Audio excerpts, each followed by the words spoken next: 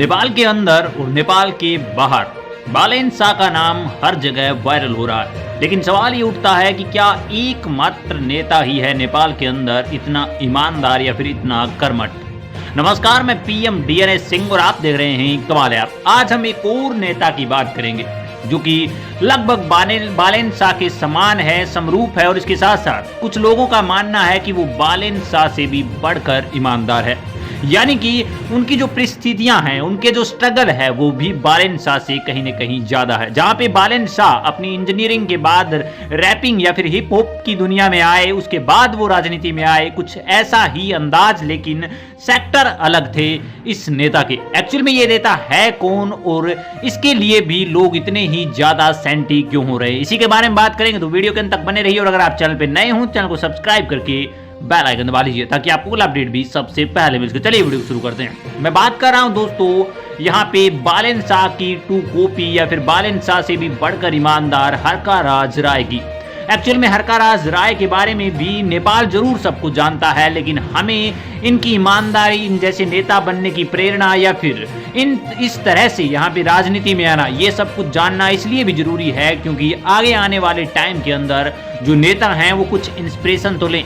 जो नए नेता निकल कर आएंगे उनको ये तो लगना चाहिए कि ये ऐसे नेता थे, ईमानदार थे, हमें भी इनकी तरह बनना चाहिए।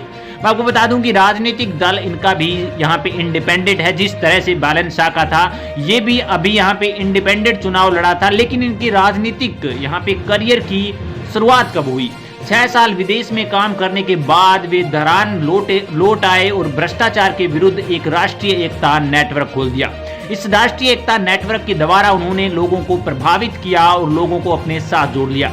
ये यहाँ पर अगर बात करें कर वर्दी की या फिर अवैध जो रेत निकासी है उसके ऊपर, और धरान में पानी की कमी के विरोध के अंदर भी वो शामिल थे और इन कमियों को पूरा करने की मांग कर रहे थे। 2016 में रायमंदन बडारी इनर यहाँ पे हाईवे विस्तार के लिए भी वो कहीं न कहीं जिम्मेवार थे और इसके लिए वो काम कर रहे थे। उन्होंने 2019 के अंदर राजनीति के अंदर कदम रखा और उस समय वो हार गए लगभग 400 से 450 वोटों से। लेकिन 2022 में उन्होंने वापस स्थानीय चुनाव के माध्यम से वापसी करी और उनका चुनाव चिन्ह था अब की बार चलती छड़ी।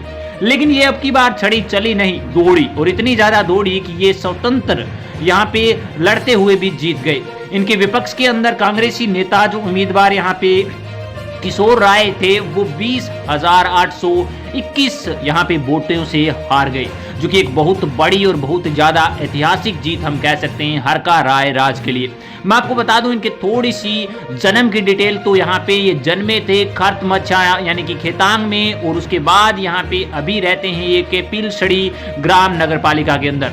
उनके पिता एक पूर्व ब्रिटिश गोरखा सैनिक थे और उच्च शिक्षा हासिल करने के लिए अपनी SLC परीक्षा पूरी करने के बाद 1998 में वह धरान चले गए। उन्होंने धरान में महेंद्र मल्टीपल कैंप्स में स्नातक किया यानी कि ग्रेजुएशन किया और एक ट्यूटोरियल के रूप में काम करना शुरू कर दिया। उस शिक्षा पूरी करने के बाद रोजगार के लिए वो अफगानिस्तान और ईरान चले गए, जो कि उनकी सबसे बड़ी यहाँ पे स्ट्रगल लाइफ थी। अब यहाँ पे अगर बात करें इनके वोटों के परिणाम जो कि 2022 के अंदर आए, तो उनमें कांग्रेस के जो नेता थे किशोर राय, उनको 16,051 वोट मिले यानी कि 30.7% वोट। और अगर बात करें CPN के नेता यानी कि मंजू भंडारी को, तो 12,825 यानी कि 24% वोट मिले।